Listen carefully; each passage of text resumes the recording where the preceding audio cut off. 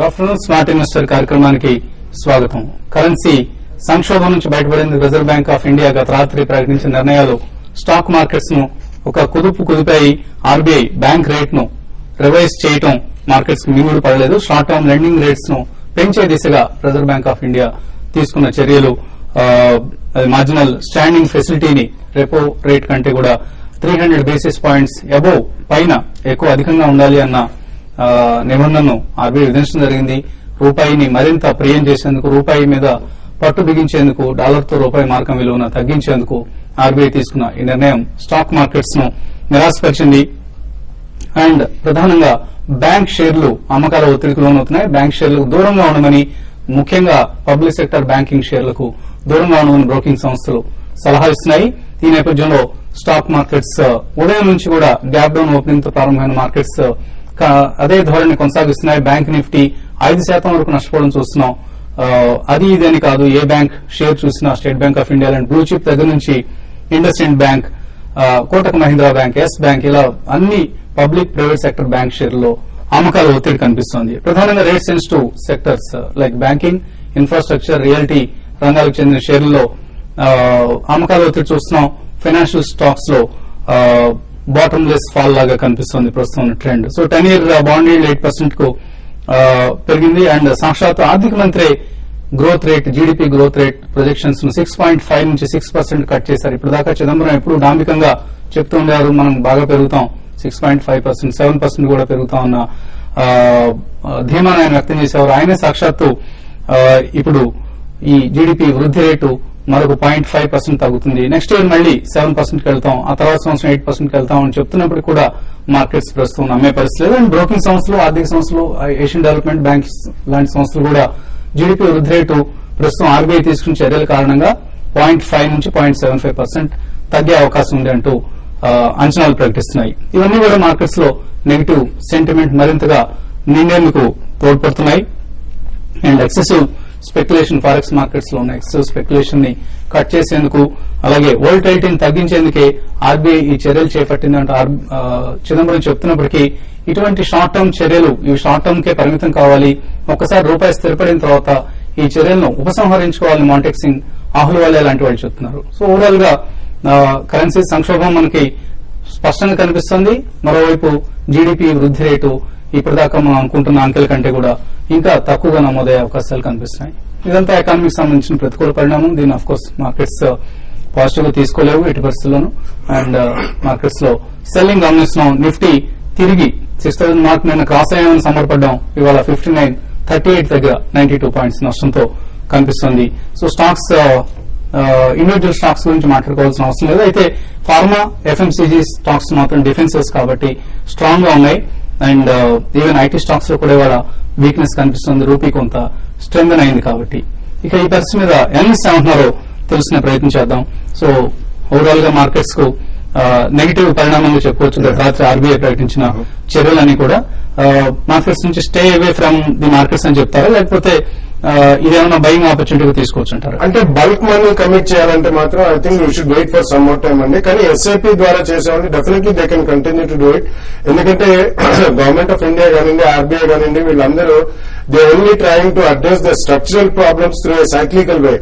ఇది చాలా temporary relief ఇస్తుంది, కానీ లాగ్ ఎఫెక్ట్ ఒకవేళ దీన్ని పర్మనెంట్ బేసిస్ లో చేయాలంటే it easily take about 6 months to 12 months time అండి. సో మనకి బేసికలీ కరెంట్ అకౌంట్ డెఫిసిట్ చాలా దారుణంగా ఉంది కాబట్టి వాళ్ళు ఈ టెంపరీ మెజర్స్ ద్వారా అబౌట్ 12,000 crores ఆఫ్ లిక్విడిటీ వాళ్ళు చెక్ చేశారు. బికాస్ బ్యాంక్స్ కూడా నార్మల్ బ్యాంకింగ్ ఛానల్స్ లో, యూనివర్సల్ బ్యాంకింగ్ లో credit off take, non farm credit off take అంత ఆశాజనకంగా లేదు కాబట్టి they also resort to speculative activity, and treasury money will always chase wherever there is money, either it is speculative or fundamental nature. అందుకని in order to curb that RBI వాళ్ళు ఇంత strong చర్య తీసుకోవాల్సి వచ్చింది. It will definitely సక్అట్ some liquidity అండి. So దీని causes and reasons పక్కన పెడితే స్ట్రక్చరల్ రిఫార్మ్స్ మనకి ఎఫ్డీఐ ఎప్పుడైతే వాళ్ళు పాలసీ అనౌన్స్ చేస్తారో 49%, 74% and 100% FDI in different sectors, hopefully in the next 1 month అది వాళ్ళు ప్రకటించి అది పాస్ అయితే డెఫినెట్లీ ఐ థింక్ దాని తర్వాత ప్రధానమంత్రి కూడా 11 శాఖలకు చెందిన మంత్రులను కలుస్తున్నారు. అవును. మాయారాం ప్యానెల్ కమిటీ రికమెండేషన్స్ ను Correct, correct. అమలు చేసే దిశగా ఆయన చర్యలు తీసుకోబోతున్నారని Actually a dollar deluge. See, in order to really structural weakness మనం కరెక్ట్ చేయాలంటే we have to have a dollar deluge. అలాగే INR bonds, global INR bonds issue కూడా ప్రభుత్వం అడబోతుంది. అవును. ముందుగా ఒక $1 బిలియన్ రైజ్ చేస్తారని ఆ గతంలో కూడా ఒకసారి మనం చూసాము. ఈసారి కూడా definitely they have to resort to every activity. ఎందుకంటే if it really has to go back to 54-55 మనకి తెలియదు, కానీ అట్లీస్ట్ 57-58 జోన్ కన్నా తీసుకురావాలి immediately. Otherwise the repercussions are going to be horrible and cascading effect దీనిది చాలా తీవ్రంగా ఉంటుందండి. అందుకని ఇటువంటి షార్ట్ టర్మ్ మెజర్స్ తీసుకున్నా దీన్నే పర్మనెంట్ బేసిస్ లో ఎఫ్డీఐ రూపేణా వాళ్ళు టర్న్ అరౌండ్ చేయాలని చాలా ఆసక్తితో ఉన్నారు. But we'll have to wait till all the FDI rules are spelt out. అందుకని మొన్న వాళ్ళు ఎఫ్ఐఎస్ కూడా హూవర్ ఇన్వెస్ట్ మోర్ దెన్ 10% దాన్ని ఎఫ్డీఐ కింద ట్రీట్ చేస్తామని కూడా చెప్పడం జరిగింది.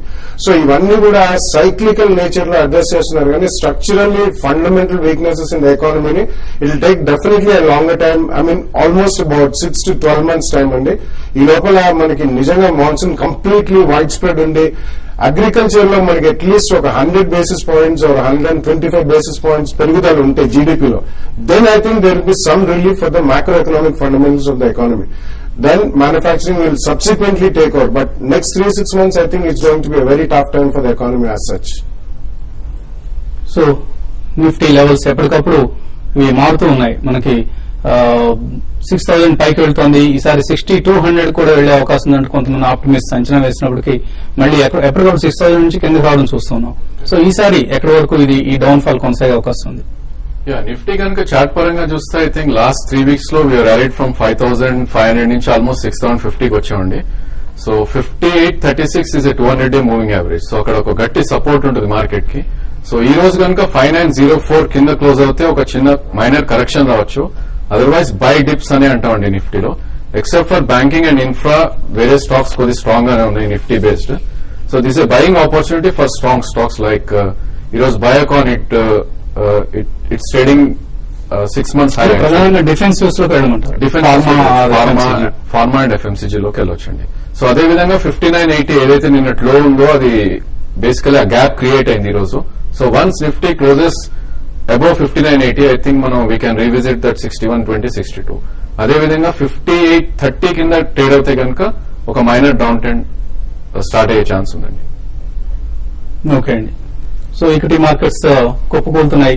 కమోడిటీస్ లో పరిస్థితి ఎలా ఉంది? ఓవైపు బ్రెంట్ క్రూడ్ లాంటివి $109 వరకు వెళ్లిన పరిస్థితి మనం గమనిస్తున్నాం. ఇండియన్ మార్కెట్స్ లో గోల్డ్ కావచ్చు, సిల్వర్ కావచ్చు, ఈ ఎనర్జీ స్టాక్స్ కావచ్చు, ఎలా ఉన్నాయి? గోల్డ్ అండ్ సిల్వర్ విషయానికి వస్తే కనుక ఇంట్రాడేలో కొద్దిగా ఫ్లాట్ గా ట్రేడ్ అవుతుందని చెప్పేసి చెప్పాలి. అయితే ఓవరాల్ గా చూస్తే కనుక ఈ రోజు ఈవినింగ్ అంటే ఆఫ్టర్ 11:30 మనకు ఉన్నటువంటి ఎఫ్ఓఎంసీ మెంబర్స్ మీట్, అదేవిధంగా రేపు బెర్నాంకే గారి స్పీచ్ ని కొద్దిగా కాషియస్ గా చూస్తున్నారని చెప్పేసి చెప్పాలి. క్లీన్ గా మానిటరింగ్ కూడా రూపీస్ స్ట్రెంగ్ అవుతూ ఉంటే గోల్డ్ సిల్వర్ మన మార్కెట్స్ లో వీక్ అయ్యే అవకాశం ఉందా?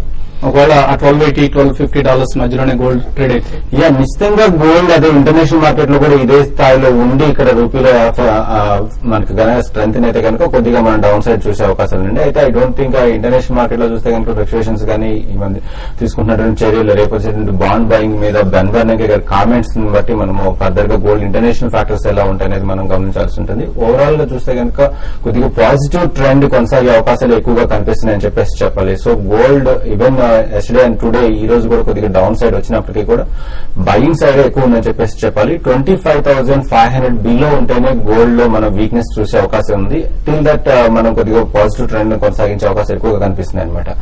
బేస్ మెటల్స్ విషయానికి వస్తే కనుక హైయర్ లెవెల్ లో కొద్దిగా సెల్లింగ్ వచ్చే అవకాశాలు కనిపిస్తున్నాయి. ముఖ్యంగా కాపర్ విషయానికి వస్తే కనుక 419 అబోవ్ ఉంటేనే బై సైడ్ అని చెప్పేసి చెప్పాలి. అదర్వైజ్ స్టిల్ దీనిలో వీక్నెస్ కొనసాగే అవకాశాలు కనిపిస్తున్నాయి. అదేవిధంగా నికెల్ లో కూడా బిలో 800 కి ఈ రోజు బ్రేక్ అయ్యే ఛాన్సెస్ కనిపిస్తున్నాయి. ఇది కనుక డౌన్ ట్రెండ్ కనుక చూస్తే కనుక అరౌండ్ 775 వరకు వచ్చే అవకాశాలు ఎక్కువగా కనిపిస్తున్నాయని చెప్పేసి చెప్పాలి. ఇక అగ్రి ప్రొడక్ట్స్ విషయానికి వస్తే కనుక నేర్లీ ఆల్మోస్ట్ నిన్న అన్ని పాజిటివ్ గా ఉన్నప్పటికీ కూడా టర్మరిక్ బాగా కరెక్ట్ కావడం జరుగుతుంది. ఈ రోజు కూడా చూస్తే కనుక ఫర్దర్ గా డౌన్ సైడ్ అయ్యే ఛాన్సెస్ ఎక్కువగా కనిపిస్తున్నాయి టర్మరిక్ విషయానికి వస్తే. ఇక ఎనర్జీ విషయానికి వస్తే కనుక ముఖ్యంగా క్రూడ్ ఆయిల్ లాస్ట్ 1 week వరకు బాగా ఫర్దర్ గా అప్ సైడ్ అయినటువంటి క్రూడ్ ఆయిల్ ఈ రోజు ట్రెండ్ గా చూస్తే కనుక అరౌండ్ 6,100 వరకు డౌన్ సైడ్ వచ్చే అవకాశాలు ఎక్కువగా ఉన్నాయి. ఓకే అండి. కాలర్స్ లైన్ ఉన్నారు. ఫస్ట్ కాలర్ రాజేందర్ కరీంనగర్ నుంచి. హలో, నమస్తే సార్. నమస్తే అండి, అడగండి. సార్ మీరు 2 years బ్యాక్ అండి HDIL లో 117 రూపాయలు తీసుకున్నాను సార్ అది షేర్ సార్. ఇప్పుడు చాలా తగ్గిపోయింది, మరి ఉంచమంటారా లేదా తీసేయమంటారా అని చెప్పేసి. అంటే ఈ రేట్లో అంతా మీకు చాలా నష్టం వస్తుంది కదా. అవును సార్, మరి ఇంకా తగ్గిపోతుందా, మరి ఏంటి పరిస్థితి, ఇంకా డౌన్ రోడ్ ఉన్నాయి కదా. అంటే లాస్ బుక్ చేయడానికి మీరు సిద్ధంగా ఉన్నారు. అలాగే సిద్ధంగా ఉంది, ఫ్యూచర్ లో ఇంకా ఉంటున్నాను అట్లా ఉందంటే ఉంచేద్దామని. ఓకే అండి. సో ఇన్ఫాక్ట్ ఇటువంటి సందేహానికి సమాధానం చెప్పడం కష్టం. మీరు లాస్ బుక్ చేయడానికి సిద్ధంగా లేరు, అట్ ది సేమ్ టైం అమ్మచ్చా అని కూడా అడుగుతున్నారు. ఎటువంటి సలహా ఇస్తారు? హెచ్డిఎల్ కనుక చూస్తే లాస్ట్ 1 year లో అది మనం 135 నుంచి ఆల్మోస్ట్ 28-30 దాకా రావడం చూసాం. I think it will continue in the bearish trend. So ఏమాత్రం అది ర్యాలీ మీకు 52 నుంచి 60 మధ్యలో ఏమాత్రం వచ్చినా ఎగ్జిట్ అవ్వమని చెప్తాం. సో షార్ట్ టర్మ్ చాలా బేరిష్ ఉందండి గ్రాఫ్ లో. So you have to book your losses. So మీరు ఒకవేళ ఇంకా లోవర్ రేట్ లో కొనాలి, ఏ 20 రూపాయలకు వచ్చినప్పుడు కొందాం అనుకుంటే ఇక్కడ అమ్మండి, లేకపోతే అలాగే వెయిట్ చేస్తూ ఉండండి మీ ప్రైస్ వచ్చే వరకు. అంత మించిన సలహా ఇవ్వడం కూడా కష్టం అండి. అలాగే ఒక ఈమెయిల్ వచ్చింది, copper crude oil long term కోసం తీసుకోవచ్చా? రమేష్ ముదిరాజు అడుగుతున్నారు, ఇంట్రాడే కోసం. ఇంట్రాడే విషయానికి వస్తే కనుక కాపర్ ఇక్కడ నుంచి కూడా 450 నుంచి కూడా డౌన్ సైడ్ వచ్చే ఛాన్సెస్ కనిపిస్తున్నాయండి. ఇది మీరు ఇంట్రాడే లో బయింగ్ ప్రిఫర్ చేయాలంటే కనుక 408 రేంజ్ అనేది బెటర్ రేంజ్ అని చెప్పేసి చెప్పాలి. సో కొద్దిగా వెయిట్ చేయొచ్చు బయింగ్ కి. అదేవిధంగా క్రూడ్ ఆయిల్ విషయానికి వస్తే కనుక హైయర్ లెవెల్ లో సెల్లింగ్ కి ప్రిఫర్ చేయమంటారండి. అరౌండ్ 325 రేంజ్ లో సెల్ కి ప్రిఫర్ చేయొచ్చు. అండ్ 380 స్టాప్ లాస్ పెట్టుకుంటే కనుక ఇది 6100 వరకు డౌన్ సైడ్ వచ్చే అవకాశాలు ఎక్కువ ఉన్నాయి. ఓకే అండి, మరిన్ని కాల్స్ తీసుకోగలను, కాసేపు విరామం.